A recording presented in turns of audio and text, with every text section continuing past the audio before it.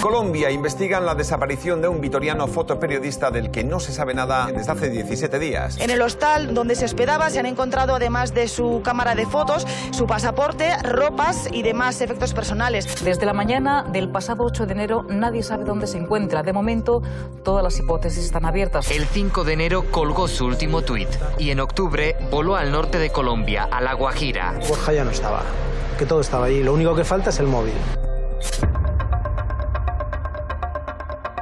He recorrido un largo camino siguiendo la huella de los pecados capitales.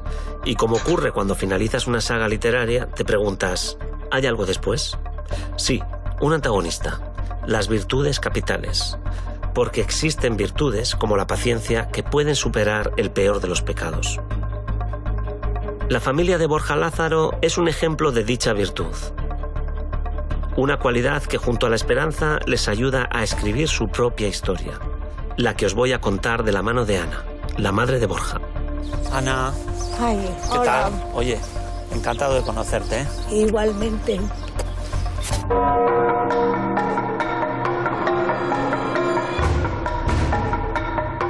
Soy Miquel Santiago, soy escritor y me apasiona el crimen. Os invito a un viaje impredecible en mi próximo reto.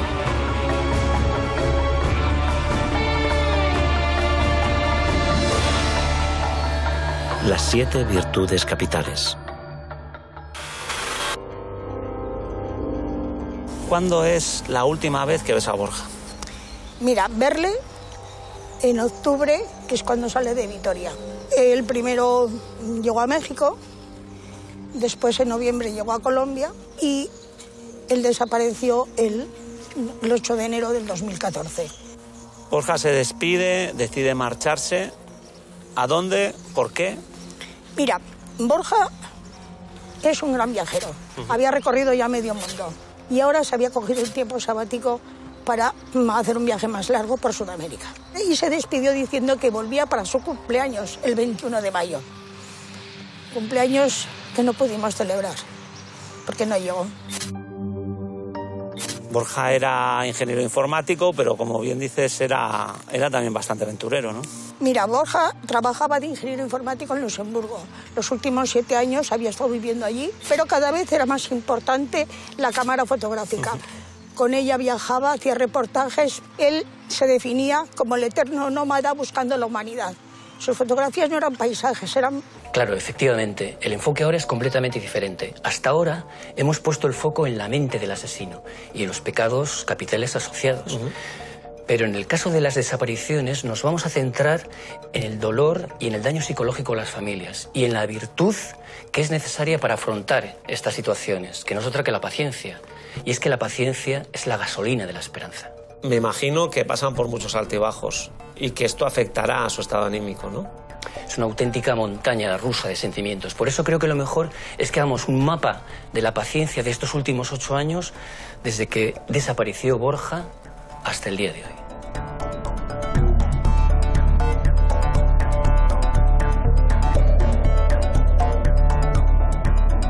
Ya se ha cumplido un mes de la desaparición del fotógrafo gasteiztarra Borja Lázaro en Colombia. Sabemos que siguen mirando por mar, siguen mirando las playas, por si acaso aparecía el cuerpo.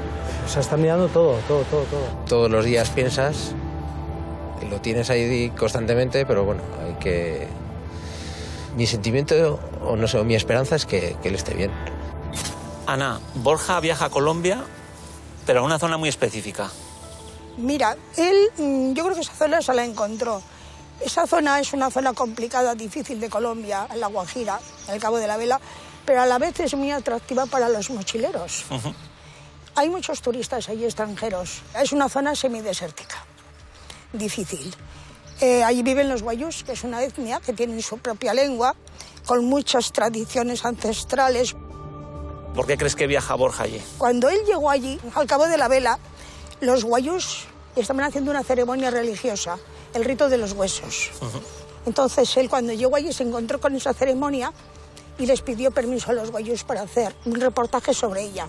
Hizo el reportaje, se fue a Bogotá a pasar las Navidades con los amigos y el día 6 de enero del 2014 nos llama desde Santa Marta y nos dice: vuelvo a La Guajira a llevarles a los guayús las fotos impresas por haberme dejado hacer el reportaje. Esa es la última comunicación que tenemos con él.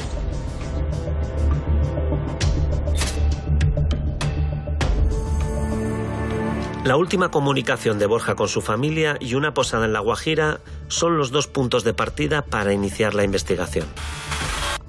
Coincidió con otros compañeros de viaje que ya se conocían de viajes anteriores y estuvieron pues, de fiesta en la zona de la posada, estuvieron tomando, como dicen allí, hasta altas horas. Se metieron los dos a la hamaca y cuando el chico este alemán se levantó, Borja ya no estaba.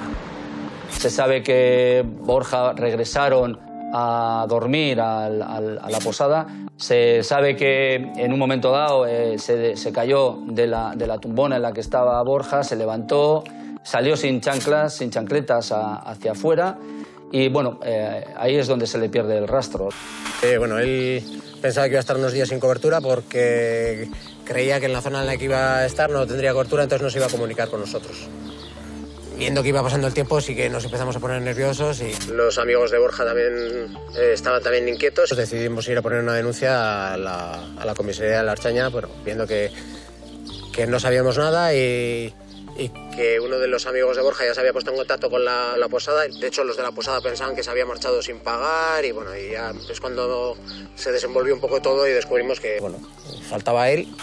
La familia de Borja Lázaro interpone denuncia en la comisaría de Gasteiz el 23 de enero del 2014. Al día siguiente nos personamos en la casa de la familia y desde entonces mantenemos un contacto muy estrecho con ellos. Uno de los procedimientos que hacemos es lo que se llama un formulario amarillo, que es recoger todos los datos antropológicos y también una muestra de ADN del propio desaparecido y en caso de que no tengamos esa muestra de ADN dubitada, pues utilizamos la de los familiares, en este caso la de la madre, ¿no? Cuando se interpone la denuncia por desaparición en Colombia, lo que hacemos es primero enviarla por los cauces oficiales a través de Interpol a Colombia, pero paralelamente también abrimos una línea de comunicación directa, ¿no?, entre nosotros con los investigadores, en este caso del Gaula, que es una unidad especial contra la extorsión y el secuestro allá en Colombia, para tener esa comunicación directa con ellos.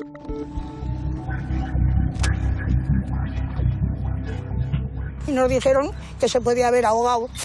Mentira, allí el mar es muy tranquilo, es un marinista, él nadaba estupendamente.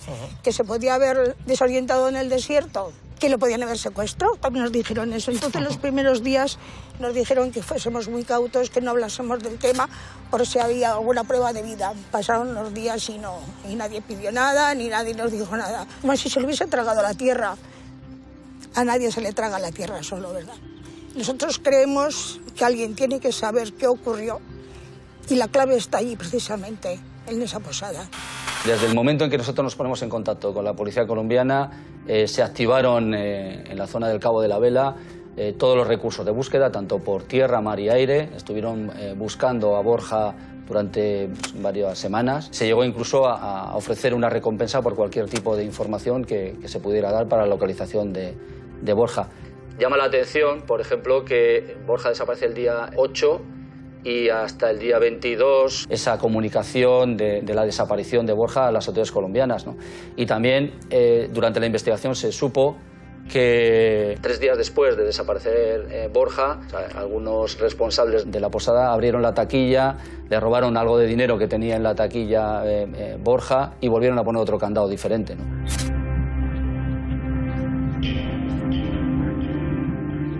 Bueno, la zona de La Guajira no pensemos en una zona selvática como puede ser otras zonas de Colombia, ¿no? Es una zona desértica, está frontera con Venezuela y aunque tiene unas playas pues muy bonitas, al estar en esa zona fronteriza con Venezuela, pues es una ruta del narcotráfico y del contrabando, ¿no? Especialmente de carburantes, tráfico de droga, etc. No es una zona de las más seguras, pero tampoco es una zona especialmente peligrosa. La desaparición de Borja marcó para su familia el inicio de una búsqueda incansable desde hace 8 años. Me propongo seguir sus pasos y relatar su historia parando en los capítulos claves que ilustran el mapa de su paciencia. Primera parada, el lugar donde se le vio por última vez.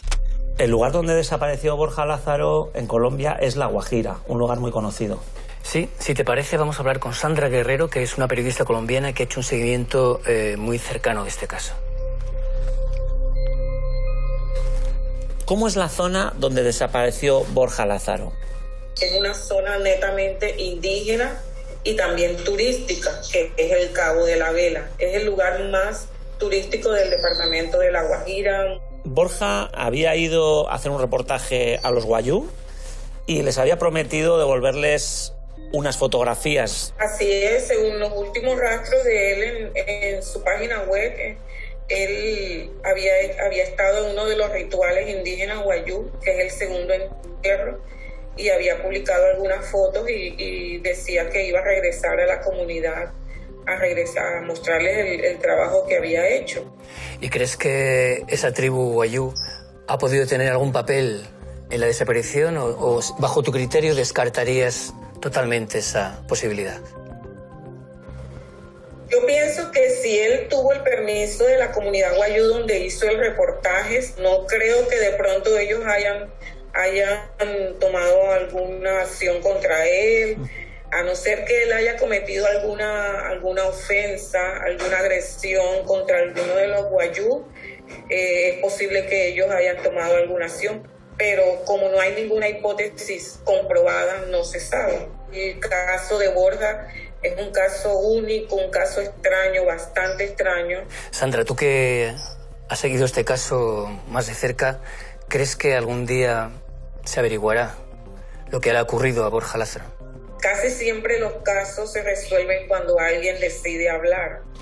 Y yo espero que algún día alguien pueda decir algo sobre este caso, sobre qué pasó con Borja Lázaro, sobre todo si se sigue insistiendo en recordarlo año tras año, su desaparición y los hechos. De pronto alguien sepa, pues la conciencia le remuerda o se decida hablar y se pueda saber realmente qué pasó con él. Borja Lázaro ha llegado al Ayuntamiento de Vitoria. Hace 8 meses que el fotoperiodista vasco desapareció en Colombia. Son los que nos puedan ayudar y lanzar para poder hablar con otras instituciones superiores que a nosotros no nos harían caso. Todos a una se ha comprometido a colaborar con las tareas de búsqueda del joven vitoriano. Bajo el lema Borja, te esperamos. Durante estos largos años, gracias por hacer que Borja no sea olvidado.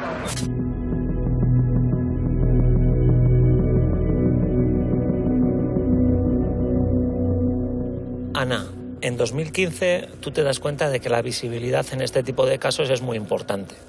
¿Cómo llegas a esta conclusión? En el 2014, que estuvimos totalmente perdidos, de repente me llama Marisol Ibarrola, la organizadora de las jornadas técnicas en Arrigorriaga, está cerca de la familia Dodey. Entonces esa familia hace muchas concentraciones, manifestaciones, la plataforma, ¿no? Y me pregunta qué vamos a hacer nosotros y me pilla de sorpresa.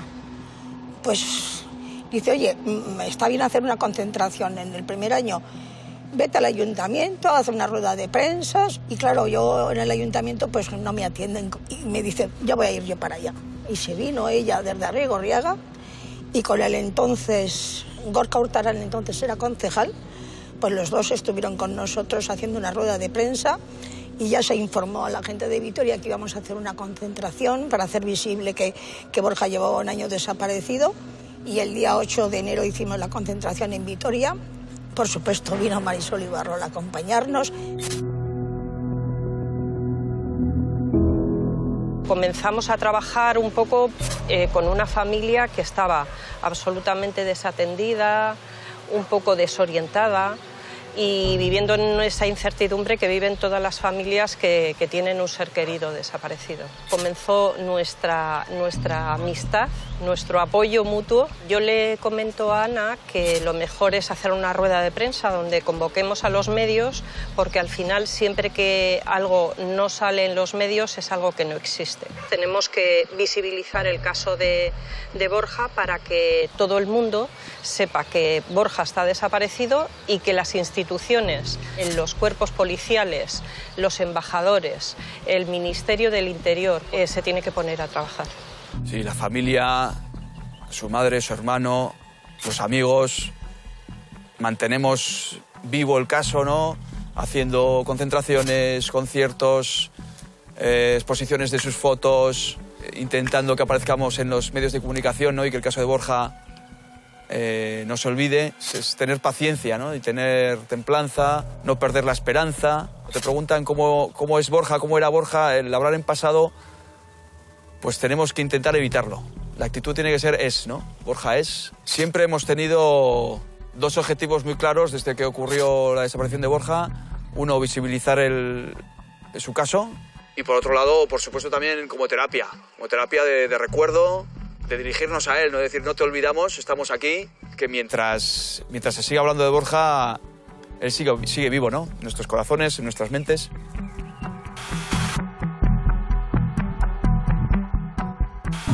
En este proceso, ¿tú conoces a Paco Lobatón? ¿De qué manera te ayuda? Cuando creó la Fundación Quién sabe dónde Global por las personas desaparecidas, empezó a organizar foros para las familias y me llamó para ir a Úbeda, Baeza. Y fue la primera vez que pudimos acudir familias de toda España y conocernos. Y a partir de entonces hemos seguido el camino. Pues si te parece, podemos llamar a Paco y recordar con él este momento. Sí, por supuesto, seguro que no lo tiene olvidado. Buenos días, Paco. Aquí estoy. Buenos días, Paco, Paco, tú has trabajado con desaparecidos, con familias de desaparecidos. ¿Cómo ves la lucha de Ana? El caso de Ana es, yo creo que bastante singular, porque es una persona serena, sosegada, con un grado de formación intelectual importante y habiendo sufrido un impacto traumático muy importante, ella ha sabido siempre gobernar sus emociones, gobernar ese trauma que, bueno, supongo que en la intimidad habrá tenido momentos pues, más fuertes, de mayor fuerza o de mayor sentimiento de fragilidad, pero tiene una doble componente, yo creo, de resiliencia, pero también de mirada larga, como diciendo, bueno, si esto tiene que arreglarse, quizá requiera tiempo, y si requiere tiempo, hay que estar, digamos, tranquilos para llegar al final del recorrido. Sí, hay que seguir con la mirada puesta más allá. Hay que seguir, porque es lo que tenemos que hacer las familias, tú bien lo sabes. Seguir adelante, seguir buscando, a buscar gente que siga buscando. O sea, porque encima yo, al ser fuera de España, no puedo hacer la búsqueda como hacen otras familias, que igual pues, convocan a los vecinos o perros y rastrean. Yo tengo que buscar gente que busque allí. Entonces, siempre con la mirada puesta más allá y con mucha paciencia, con mucha... Ana, tú nos has contado ya que la historia de este caso ha habido muchos altibajos. Paco, ¿cómo la has visto en esta montaña rusa? Ana ha sabido vivirlo con un ejercicio muy pudoroso de intimidad. Sin embargo, ha tenido la fuerza de voluntad y la fuerza intelectual de sobreponerse siempre a cualquier tipo de reacción visceral. Paco, tú conoces muchos casos, has tratado muchísimos casos. ¿Cómo se logra sobrellevar una desaparición de tantos años? La desaparición que dura y dura sin respuesta genera en la mayor parte de la familia, de los familiares, un sentimiento que yo llamo el síndrome del kilómetro cero.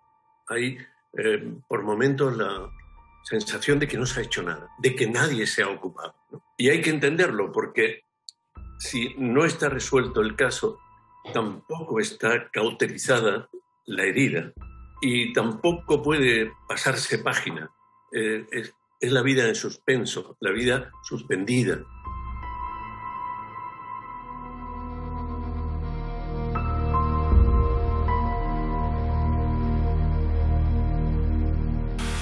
El 98% de las personas que desaparecen y de las que se tiene constancia a través de las denuncias en la Archancha aparecen. Pero es verdad que hay un 2% que no, lo cual quiere decir que 2 personas al año no aparecen o no aparecen nunca. Por lo tanto, estamos hablando de desaparecidos de larga duración y eso es una lacra que corroe a la familia a nivel económico, a nivel judicial, a nivel personal. A esas familias les tenemos que apoyar. El Estatuto de las Personas Desaparecidas es una demanda por parte de las familias desde hace muchísimos años. Lo que se trata es de regular obligaciones y derechos, o derechos y obligaciones de la persona ausente y de los familiares. Porque al final un familiar no tiene derechos sobre los bienes de la persona ausente, pero sí tiene obligaciones. ¿Dónde están descritos? Todo eso lo tiene que ir descubriendo los familiares, diríamos de ventanilla en ventanilla. Las instituciones deben tener la obligación de salvaguardar los derechos del ausente, pero también de los familiares.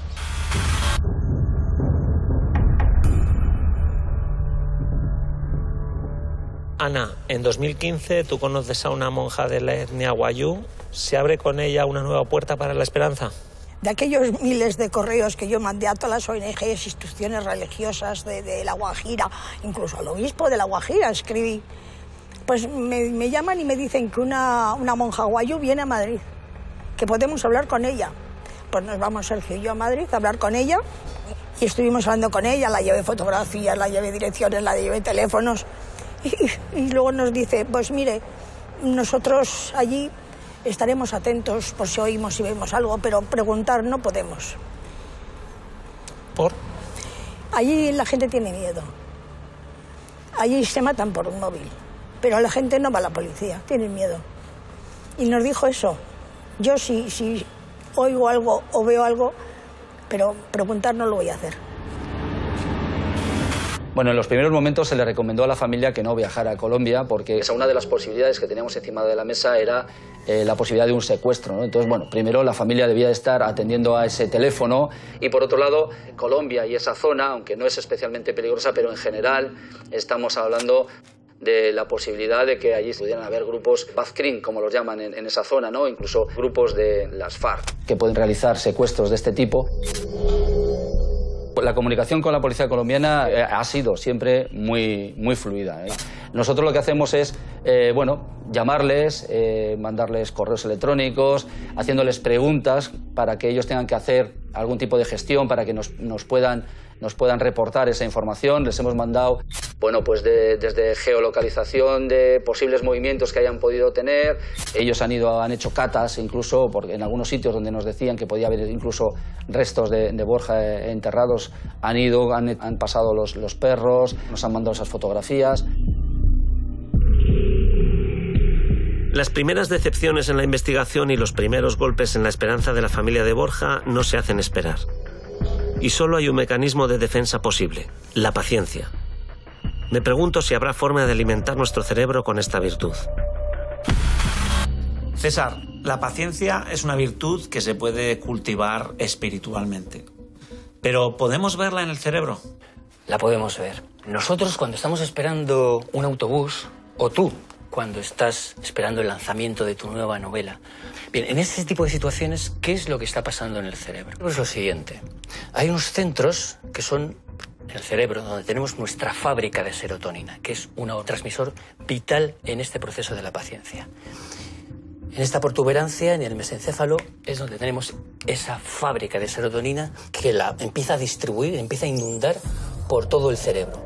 La corteza frontal, la corteza orbital, el núcleo accumbens.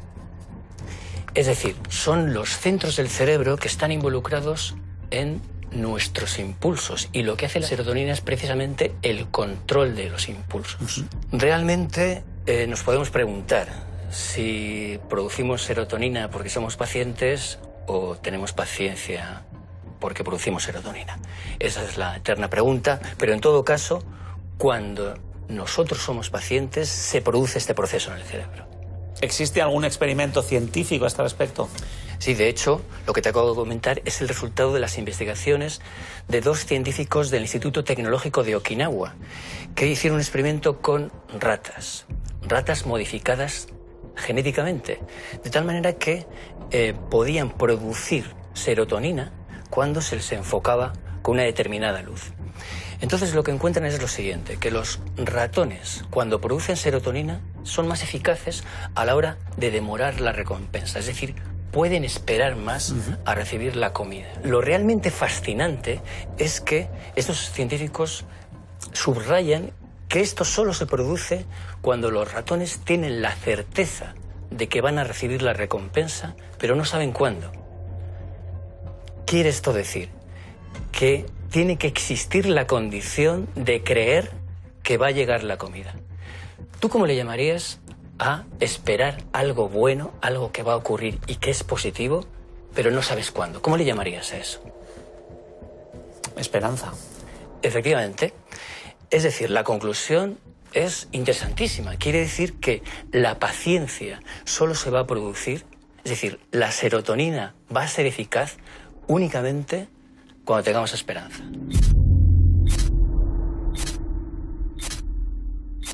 Ana, estas fotos nos ayudan a recordar cómo era Borja desde bien chiquitín. Sí, sí, sí.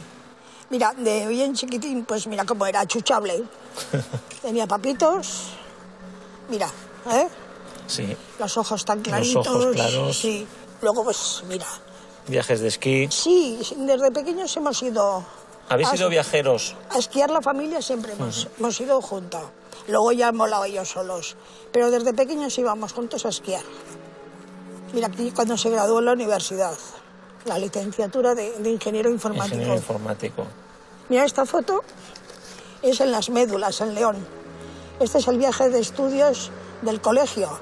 Los amigos que fueron con él, los compañeros, siguen siendo amigos todavía.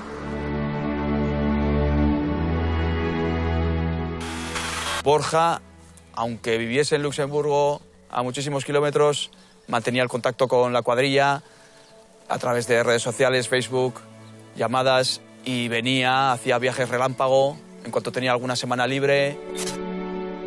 De Borja echamos de menos, yo me acuerdo mucho de su sonrisa, la sonrisa que siempre tenía, y eso se echa de menos. Después, aquí ya es cuando le vemos con la mochila. ¿Desde cuándo comenzó Borja a viajar solo con la cámara, con la mochila? Empezó joven, porque Borja siempre aventurero, viajero. Por eso cuando desapareció yo siempre dije que era un viajero experto, que no era la primera vez que se movía, se había recorrido medio mundo ya. Que pudo pasar en Colombia, que fue confiado.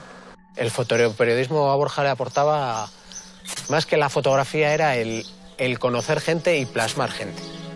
O sea, su forma de entender la fotografía era vivencias. ¿Cómo era eso que él había visto? Le gustaba ser aventurero, siempre manteniendo un poco de control, sobre todo con su madre. Siempre le decía, mamá, voy a estar tantos días en no sé dónde. Te mira esta foto. Esta foto es la víspera de desaparecer. En esta foto que, como me has comentado, es la última que conservamos de él, que es en el Cabo de la Vela, al hilo de esta foto tengo aquí un correo que Borja escribió a un amigo suyo y que es el último correo que se conserva. Él dice que ha estado en La Guajira, desconectando del todo, un mundo diferente a aquello, apartado de todo, un desierto que acaba en el mar. Tengo que escribir de todo esto, pero lo tengo que hacer con calma. Solo puedo decir que es por esto por lo que quería viajar. Esto es lo que buscaba. Borja Lázaro. Yo creo que lo encontró, ¿no? Un lugar nuevo. Sí, lo encontró, la pena es que no sabemos si puede volver de él. Reconstruyendo capítulo a capítulo los pasos de la familia de Borja, surge el recuerdo de otros casos de jóvenes desaparecidos, como el de Odey. El otro punto de atención hoy está en Galdakao, que se ha despertado con una noticia dura. Un joven galdacostarra de 23 años lleva desaparecido desde el pasado viernes en Amberes, en Bélgica. Odey salió a cenar el viernes con sus amigos, después de la cena se despidió de ellos y desde entonces está desaparecido. La concentración, recordando que son ya 105 días sin noticias de Odey Eguiluz, ha tenido lugar muy cerca del lugar donde el joven se despidió de sus amigos. Que nos vea toda la gente y que las autoridades no se olviden de Odey. A mediodía, el fiscal de Amberes confirmaba a los padres de Hodei Egiluz que los restos localizados en el río Escalda de Amberes hace 8 días corresponden a su hijo. El apoyo de las familias que pasáis por lo mismo es muy importante. Tú entraste en contacto con la familia de Hodei Egiluz, ¿verdad? Sí, entramos en contacto. 2 muchachos vascos, 2 muchachos ingenieros informáticos que estudiaron en Deusto, trabajando en Europa. Tenían mucho de semejanza, ¿no? Entonces hemos seguido teniendo contacto con ellos desde entonces, con los padres. ¿Cómo recibisteis el desenlace del caso de Hodei? Pues mira, con incertidumbre y con pena. Con pena por la familia, con incertidumbre porque, a ver, si alguien está pasando eso, unos desaparecidos, puede ser que a ti también te suceda. Y yo estuve con ellos en Amberes cuando nos fuimos a Bruselas, les acompañé en Amberes. Y luego cuando hicieron la despedida en la plaza de Galdácano también estuve con ellos. Y ellos, cuando hacemos las concentraciones de Borja, vienen. Nos llamamos algunas veces por teléfono también. Ellos no han podido resolverlo bien. Fue una pena como apareció Hodei. Su caso está cerrado, pero no nos olvidan al resto de las familias. A la Ertzaintza llega la denuncia del caso de Hodei a través de la desaparición de una persona en la localidad de Galdácano. ¿Cómo es la coordinación con otras policías? Se trabaja en 2 frentes. Primero, en la actividad que nosotros desarrollamos, en este caso en Euskadi, por parte de la Ertzaintza, para obtener el ADN. Y por otra parte, en este caso, la policía de Amberes en Bélgica, para obtener el ADN de lo que es la localización de los restos de ese cadáver. La Ertzaintza se desplaza a Amberes y a su vez, pues lo que es la policía de Amberes también se desplaza, porque en esos primeros momentos, semanas o meses que no va avanzando la investigación, tenemos que buscar una línea, un viso de cómo orientamos las cosas. Es importante que en la búsqueda de esa persona amada desaparecida, la familia y amigos puedan participar de ella, de saber qué ha pasado, de cooperar con todas las instituciones que están en esa búsqueda. Les mantiene activos y les mantiene vivos. En el caso de Hodei, la familia recibió mucho apoyo de la policía de Amberes, pero también, por el municipio de Galdácano, encabezando con su ayuntamiento. De hecho, trasladó en su día al alcalde de Amberes a la localidad de Galdácano y a su vez fue bidireccional. Y yo creo que fue una actividad muy fluida. El momento de confirmar que el cadáver que se encontró era Hodei, dentro de lo que es el contexto de la desgracia de al final de localizar un cadáver y eliminar esos momentos de incertidumbre, lo que se trataba también es de dar un poco de paz a la familia. Para poder seguir adelante con sus vidas, viene la fase de aceptación de lo ocurrido y la fase en la que tienen que hacer un aprendizaje de cómo vivir sin esa persona y seguir adelante. Es importante para ellos sacar el dolor, hablarlo, sacar la angustia fuera. Es fundamental para poder seguir adelante. Regresamos a las campas de Armentia. Con Ana marcamos un nuevo tramo en el mapa de su paciencia, 3 años después de la desaparición de Borja. Estamos en el 2017. Hugo Prieto viaja a Colombia y se encuentra allí con unos policías. Sí, Hugo Prieto viajó a Cartagena de Indias a un congreso de policía y coincidió con policías colombianos que estaban en la investigación. ¿Esos policías eran de La Guajira? Sí, esos policías habían estado en La Guajira. Soy invitado al Congreso Internacional contra el secuestro y la extorsión, que se celebra en Cartagena de Indias, en Colombia.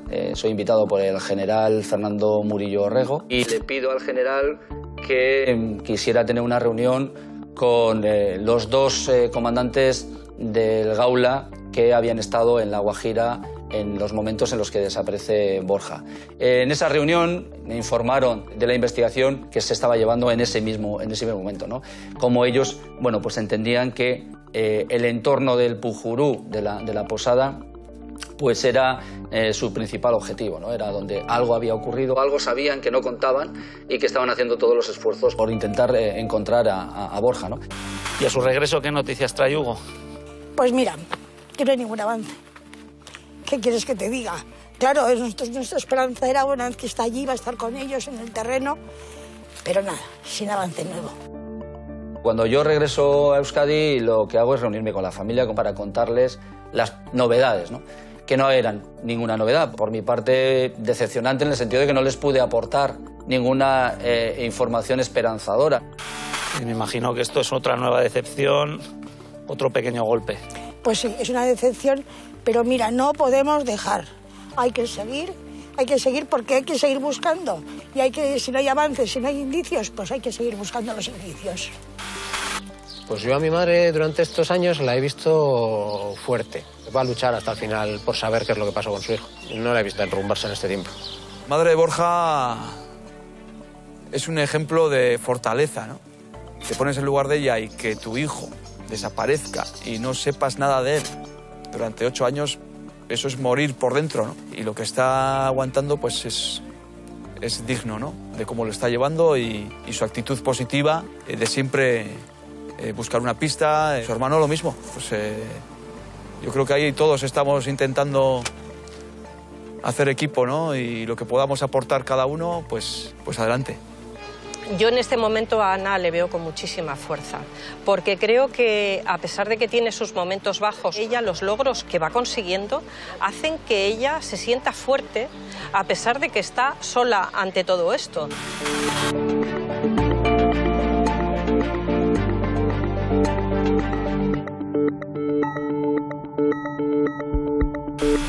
César, Ana, la madre de Borja, nos cuenta que ella siente que tiene que tirar del carro, que se pone una coraza para no decaer. En el caso de las desapariciones implica un desgaste psicológico para las familias tremendo y que está caracterizado fundamentalmente por la incertidumbre. Y piensa que en ocasiones la incertidumbre genera muchísimo más dolor que la certidumbre de saber que ha fallecido. Porque cuando tienes constancia de que ha fallecido tu ser querido, al menos puedes iniciar un proceso de duelo, que es imposible iniciarlo con esa incertidumbre, sin saber nada. Y el proceso de duelo es muy importante desde un punto de vista psicológico. ¿De qué otros sufrimientos hablamos? Uno de los factores que provoca más sufrimiento es lo que se llaman los pensamientos negativos. Los denominamos pensamientos intrusivos. ¿Por qué? Porque son como intrusos que llaman a tu puerta y tú no quieres que entren, pero entran. Son pensamientos negativos en relación a las posibles hipótesis que han podido suceder a tu hijo, ¿no? Y entonces asaltan tu mente sin que tú lo puedas evitar. ¿Qué otras consecuencias hay en este tipo de casos? Pues una fundamental y también muy desgastante psicológicamente es la angustia. La angustia de esa acumulación de pensamientos negativos. Piensa que se han barajado muchas hipótesis, que se ha ahogado, que se ha perdido con una muerte accidental, que ha sido secuestrado, pero sin ninguna evidencia. Y entonces esa sensación, esa desazón de no saber nada, provoca una gran angustia. ¿Y qué hay al final de la pirámide? En lo más alto de la pirámide está el miedo al olvido, el miedo a no conocer respuestas, el miedo a que nunca se esclarezca la verdad.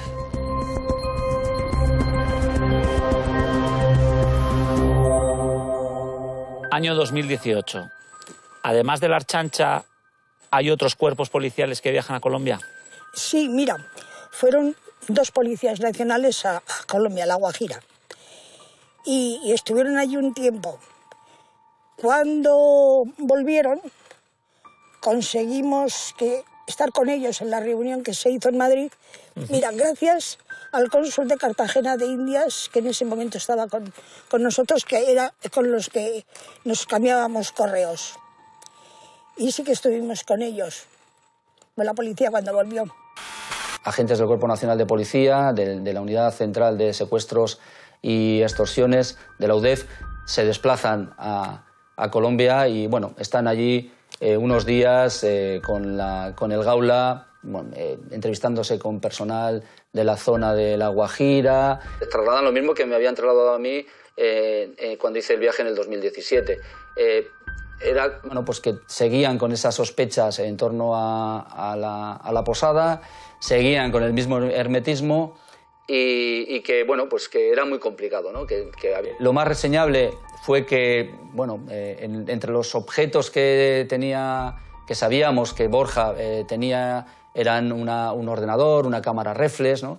que en algunas diligencias aparecían, en otras diligencias nos decían que no las encontraban. Bueno, en este caso los policías pudieron ver que estaban físicamente en la comisaría del Gaula en La Guajira. Eso se trasladó a Ana, que hizo la petición formal y le fueron remitidos por valija diplomática.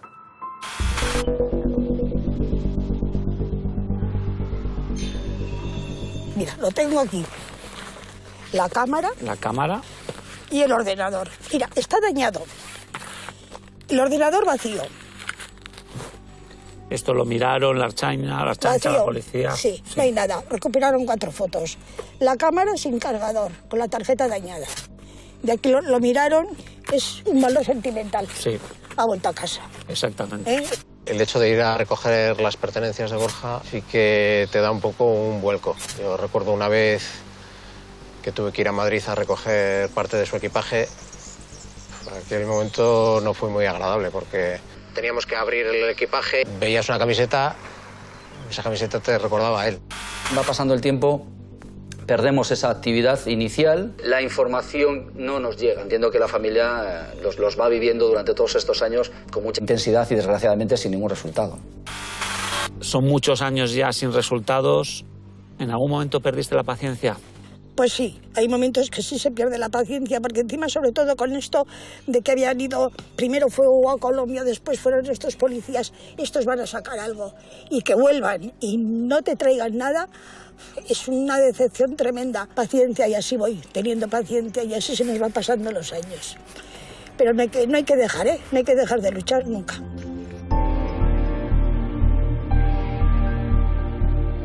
César, incertidumbre, pensamientos negativos, angustia, miedo. Me imagino que todo esto puede paralizar a las víctimas de personas desaparecidas, hacerles hundirse en un pozo. Pues sí, podría. La verdad es que es muy paralizante, pero afortunadamente, en muchos casos, en la mayoría, tenemos recursos para afrontar esta situación de un modo positivo. Y esos recursos, esas emociones, esos valores son los siguientes. En primer lugar, la paciencia. La paciencia es fundamental. La paciencia, la serenidad, para esperar y para sobreponerte a esos momentos en los que no tienes noticias, en los que no sabes nada, en los que parece que das un paso atrás, ¿no? En segundo lugar, la memoria. Hay que mantener una cierta tensión en los medios de comunicación para que no decaiga la memoria colectiva del caso. En siguiente lugar, el apoyo. El apoyo es fundamental, el apoyo social, el apoyo institucional, el apoyo policial, para que no se renuncie a seguir investigando. Y por último, y muy importante, la esperanza de que algún día se podrá saber qué es lo que ocurrió con Borja Lázaro.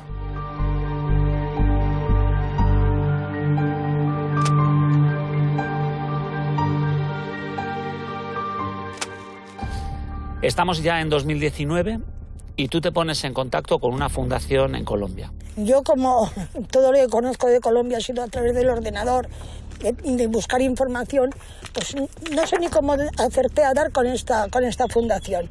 Vi que esta fundación ayudaba a familias de desaparecidos en Colombia y que hacía difusión de los casos. Y la escribí, a ver si podía hacer difusión de Borja allí. Se llama Desaparecidos Colombia, Huellas de Cristal.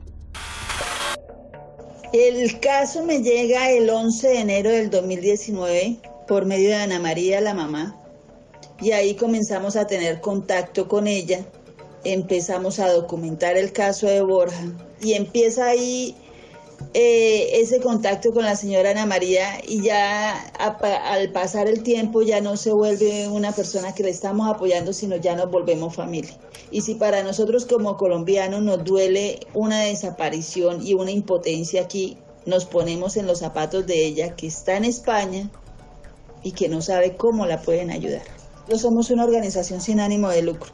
Nosotros no tenemos los medios suficientes para tener investigadores, pero nosotros tenemos a veces contacto con fiscalías, con procuradurías, entonces es mucho más fácil porque nosotros estamos ya directamente con el gobierno. Nosotros hablamos casi todos los meses y ya sabemos lo que se siente y qué debemos hacer, y si nos dan una luz que toca hacer documentos y pasarlos a alguna parte, yo enseguida llamo a la señora Ana María y le digo, señora Ana María, hagamos esto, hagamos lo otro, ella me envía los documentos. Entonces es un apoyo mutuo que tenemos. ¿Y esta fundación te abrió una nueva esperanza sobre el caso? Hombre, por lo menos me ayuda a hacer visible a Borja en Colombia, porque ya lo difunde allí, porque es donde se tiene que difundir, donde se tiene que conocer el caso. ¿Y de qué manera te ayuda esta fundación allí en Colombia? Pues mira, ahí edito unos carteles que sale la foto de Borja, pone la fecha que desapareció, el lugar, y luego lo difunden en las redes sociales y en los actos y eventos que la fundación participa en Colombia. Nosotros nunca perdemos ni la fe ni la esperanza de encontrarlos a todos, así sean vivos o muertos, pero de saber dónde están.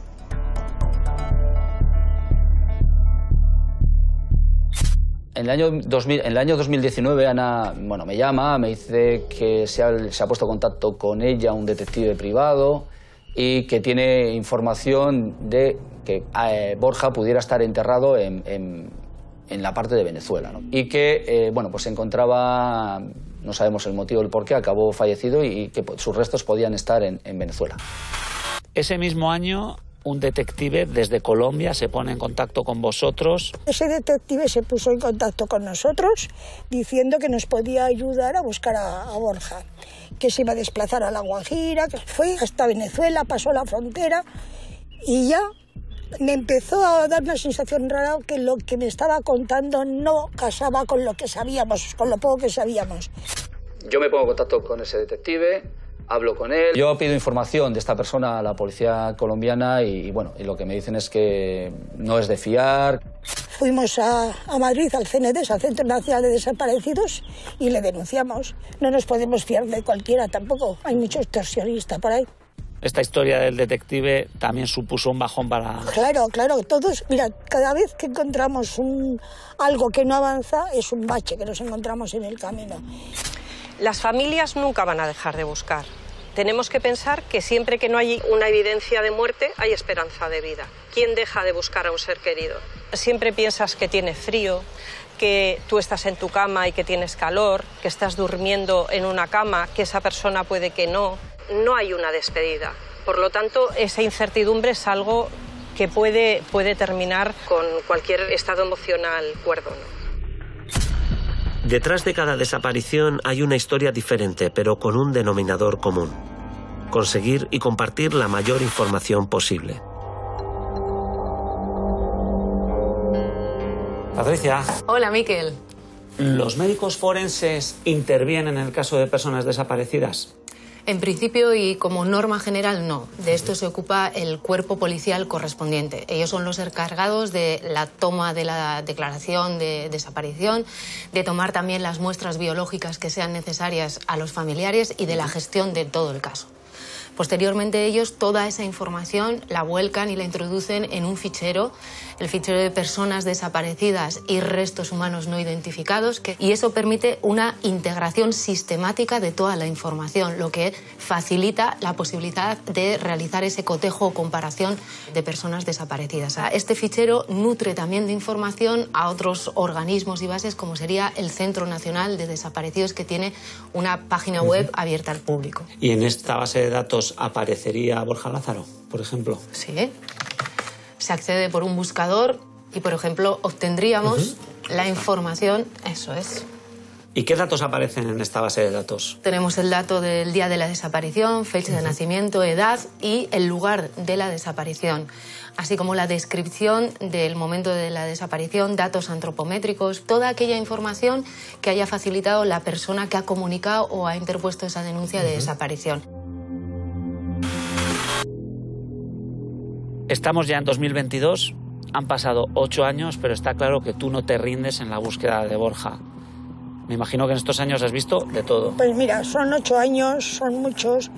Los desaparecidos que llevamos tanto tiempo nos llamamos desaparecidos de larga duración. ¿Qué pasa en estos años que vemos? Hay elecciones del Estado, hay elecciones autonómicas, municipales, cambios de destino de policías, ascensos, cambio de destinos de cuerpos diplomáticos. Logré contactar con el embajador Y el embajador me llamó por teléfono y se puso en contacto conmigo, con el nuevo embajador. Buenos días desde Bogotá, Colombia.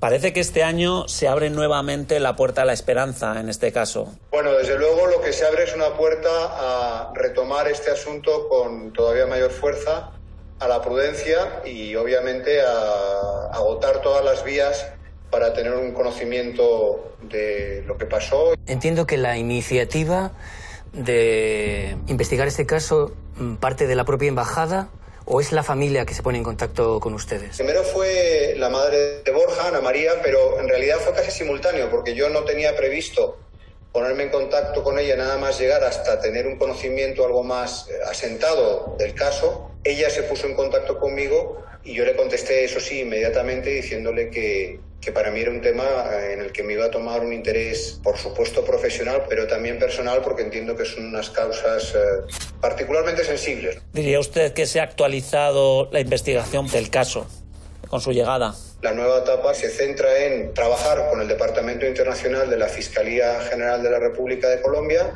y, a través de ellos, con las autoridades locales, departamentales de La Guajira y también las autoridades indígenas. Y este proceso, que de momento no ha arrojado todavía ningún resultado, va a tener su momento álgido cuando yo visite La Guajira. Yo quiero ir allí, quiero verlo, quiero hablar con las personas que conocieron de las investigaciones, encontrar otro cauce, ¿no?, para saber qué pasó. ¿Conoce si hay alguna línea de investigación que sea más prometedora que otras? ¿Alguna información que se le pueda trasladar a la familia que le haga albergar algún tipo de esperanza? Yo creo que la clave en lo que haga la embajada con el consulado general, que depende de ella, es la prudencia. Esa es la clave, ¿no? Ojalá pudiéramos tener algo más de concreción, ¿no? Han pasado más de 8 años. De lo que se trata ahora es de intentar superar la total incertidumbre y oscuridad que en términos de resultados ha habido en este caso. Esta es una novedad en 2022. ¿Hay algo nuevo sobre la mesa? Sí, porque, mira, se ha mostrado amable, se ha mostrado empático. Me ha dicho que va a ir a La Guajira. Es mucho, se está preocupando directamente. Entonces eso se lo agradezco un montón. Me imagino que esto es una razón para estar esperanzado otra vez. Claro, pues vuelto otra vez a tener un rayo de esperanza. Claro que sí, así andamos. Golpes y rayos de esperanza. Avanzando mucho tiempo, 8 años y medio. Y este, César, es el mapa de la paciencia de la familia de Borja Lázaro. Así es. La casilla de salida sería el año 2014, cuando desaparece Borja. Y al año siguiente, la familia empieza una cruzada para dar visibilidad a este caso. Lo más importante de todo es que no caiga en el olvido. Otro momento importante lo tenemos en el 2017, porque se celebra un congreso de policía al que asiste Hugo Prieto, representante de la Unidad de Personas Desaparecidas de la Archancha, y consigue hablar con otros colegas de la policía colombiana. En este punto es cuando la esperanza de la familia, digamos, está en una cota alta, ¿no? Sí, realmente este periplo es una montaña rusa de sentimientos. Hay momentos en los que albergan esperanzas, pero hay otros momentos en que no hay ningún avance, como es lo que sucede precisamente ese año, que tras esta reunión con la policía colombiana, pues no tiene como resultado ningún avance en la investigación. En el año 2018 hay otro cambio, otro punto de inflexión, como decía antes, y a La Guajira se persona la Policía Nacional. Esto realmente no tiene como resultado ningún avance a la hora de esclarecer qué es lo que le ha pasado a Borja Lázaro. De tal manera que se produce una nueva situación en la que no hay ninguna pista en relación a qué es lo que ha ocurrido. De nuevo, la desesperanza. De nuevo, la desesperanza. Pero vuelve a ocurrir un hecho que devuelve la esperanza a los familiares, y es el contacto con la fundación. Es una fundación colombiana de personas desaparecidas. Realmente, formar parte de la base de datos de esta fundación es un paso importante, pero vuelve a haber un paso atrás. Un detective colombiano contacta con ellos, pero realmente lo que quería es sacar dinero. Y finalmente, en el año 2022, yo creo que hay una nueva luz en este largo túnel. El nuevo embajador de España en Colombia asume el caso. Puede haber avances en la investigación. Y por lo que vemos, la familia de Borja Lázaro no se rinde. No, no se rinde. Si realmente nosotros nos colocamos al final del proceso y nos preguntamos, ¿qué podemos saber ahora de lo que ocurrió a Borja Lázaro? No tenemos nada. Lo que queda es mantener su recuerdo constante, que no caiga en el olvido, y en esa lucha está precisamente la familia de Borja Lázaro.